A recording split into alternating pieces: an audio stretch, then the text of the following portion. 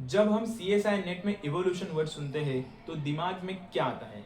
Darwin, fossils और ऐसी history जिसे पढ़ते पढ़ते लिटरली नींद आ जाती है। अगर आप भी यूनिट 11 को हिस्ट्री की तरह किताब समझकर लाइन बाय लाइन रटने की कोशिश कर रहे हो तो आप JRF की रेस में बहुत बड़ा टाइम वेस्ट कर रहे हो।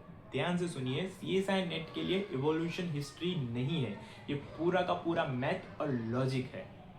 सेल बायोलॉजी में एक 4 मार्क्स का सवाल सॉल्व करने के लिए आपको शायद 10 स्टेप्स का सिग्नलिंग पाथवे याद करना पड़ सकता है, पर एवोल्यूशन में अगर आपको थोड़ी सी बेसिक एल्जेब्रा आती है तो आप पार्ट सी के 4 मार्क्स सिर्फ 30 सेकंड में निकाल सकते हो। Hello everyone, welcome.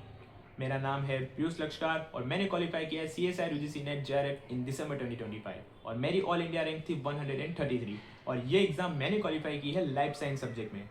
इवोल्यूशन की सबसे बड़ी प्रॉब्लम यह है कि इसका सिलेबस इनफाइनाइट लगता है, पर एक टॉपर जानता है कि मार्क्स सिर्फ इन 4 जोन से निकलते हैं। Number 1, population genetics. ये यूनिट 11 का सबसे इंपॉर्टेंट टॉपिक है। यहाँ आपको हार्डी वेनबर्ग इक्विलिब्रियम के फॉर्मूलाज पर अपनी कमांड बनानी है। साथ ही जेनेटिक ड्रिफ्ट के 2 कॉन्सेप्ट, फाउंडर्स इफेक्ट और बॉटलनेक इफेक्ट का डिफरेंस समझ लो। एनटीए यहाँ से हर साल न्यूमेरिकल पूछता ही है। नंबर 2, नेचुरल सिलेक्शन और स्पीशिएशन। यहाँ आपको बस 3 ग्राफ मास्टर करने हैं, स्टेबिलाइजिंग, डायरेक्शनल और डिस्टर्बिव सिलेक्शन। स्पीशिएशन में बस एलोपेट्रिक और सिम्पेट्रिक का लॉजिक पकड़ लो और बस 4 मार्क्स आपके पास। Number 3, animal behaviour. ये सबसे बड़ा सीक्रेट स्कोर बूस्टर है। यहाँ आपको याद रखना है कि हैमिल्टन रूल्स और किंग सेलेक्शंस क्या होती है और रिलेटिव्स एंड नॉन रिलेटिव्स के बीच में रिलेटेड नेट्स कितनी होती है। बस ये एक कैलकुलेशन सीख ली तो पार्ट सी के 4 मार्क्स आपकी पॉकेट में। Number 4, geological time scale. इस जोन में रटना पड़ता है, पर हम गधों की तरह नहीं रटेंगे। एराज और पीरियड्स को याद रखने के लिए शॉर्ट ट्रिक्स का यूज करो। पूरी हिस्ट्री मत पढ़ो, सिर्फ ये देखो कि एज ऑफ रेप्टाइल कौन से एरा और मास एक्सटिंक्शन कब हुए। इन 4 इंपॉर्टेंट टॉपिक्स को फिल्टर करके पढ़ो तो यूनिट 11 का सिलेबस 10 दिन से घटकर 3 दिनों का रह जाएगा। अब आते हैं एनटीए के सबसे फेवरेट ट्रैप पर। पार्ट बी में एनटीए जानबूझकर आपसे टर्म्स मिक्सअप करवाएगा। होमोलोगस क्या होता है, एनालोगस क्या होता है, कन्वर्जन कौन सा होता है, डाइवर्जन कौन सा होता है। एग्जाम प्रेशर में दिमाग ब्लैंक हो जाता है। इसके लिए फ्लैश कार्ड बनाओ विद एग्जाम्पल्स और रोज रिवीजन करो। आपके पार्ट बी के 2 मार्क्स 100% सिक्योर हो जाएंगे और पार्ट सी के मैच द फॉलोइंग्स में ऑप्शन एलिमिनेशन करने में बहुत बड़ी हेल्प होगी। सिलेबस समझ लिया, पर अब उस नॉलेज को एग्जाम हॉल में मार्क्स में कन्वर्ट करते हैं।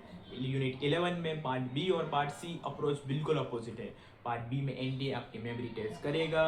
यहाँ आएंगे डायरेक्ट सवाल, जैसे एजेस ऑफ फिश की एरा को क्या कहते हैं या फाउंडर इफेक्ट किसने दिया था। अगर फैक्ट्स याद है तो 5 सेकंड में टिक करो, नहीं याद है तो तुरंत आगे बढ़ जाओ। यहाँ दिमाग लगाने का कोई फायदा नहीं है। लेकिन पार्ट सी, यहाँ आपको दिमाग एक कैलकुलेटर की तरह चलाना चाहिए। एनटीए आपको पार्ट सी में लंबी लंबी सिचुएशंस देगा। एवोल्यूशंस के पार्ट सी सवाल देखने में लंबे होते हैं, पर एक्चुअल में वो छोटी सी मैथ इक्वेशंस होते हैं। स्टोरी को इग्नोर करो, डेटा एक्सट्रैक्ट करो और फ्री के 4 मार्क्स पॉकेट में डालो। अब बात करते हैं रिसोर्सेज की। एवोल्यूशंस के लिए मार्केट में 2 बड़े नेम्स है, मार्क रिडली और स्ट्रिक्ट बर्जर।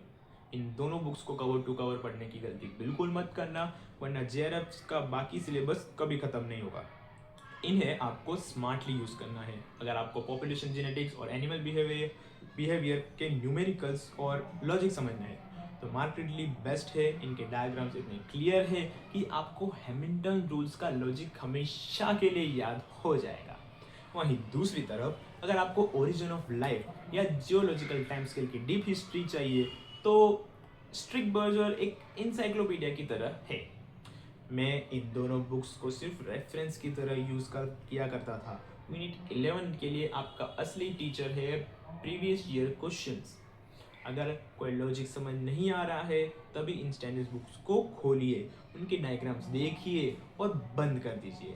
बायोलॉजी के स्टूडेंट्स के लिए रीडिंग से ज़्यादा प्रॉब्लम सॉल्विंग ज़रूरी है। तो दोस्तों, ये थी यूनिट 11 एवोल्यूशन की स्ट्रेटजी। आज से हिस्ट्री से डरना बंद करो और इन दो गोल्डन फॉर्मूलाज को अपना सबसे बड़ा वेपन बना लो। यूनिट 10 और 11 मिलकर आपका जेआरएफ का रास्ता बहुत आसान कर देगा। तो अपनी कैलकुलेशन स्ट्रॉन्ग रखिए और अपने गोल्स पर फोकस कीजिए। नीचे कमेंट सेक्शन में मुझे अपने डाउट शेयर कीजिए। अगर इस वीडियो से आपका एवोल्यूशन का डर थोड़ा भी खत्म हुआ है तो इसे लाइक्स करना, सब्सक्राइब करना और बेल आइकन दबा दो। मिलते हैं नेक्स्ट वीडियो में। Keep studying.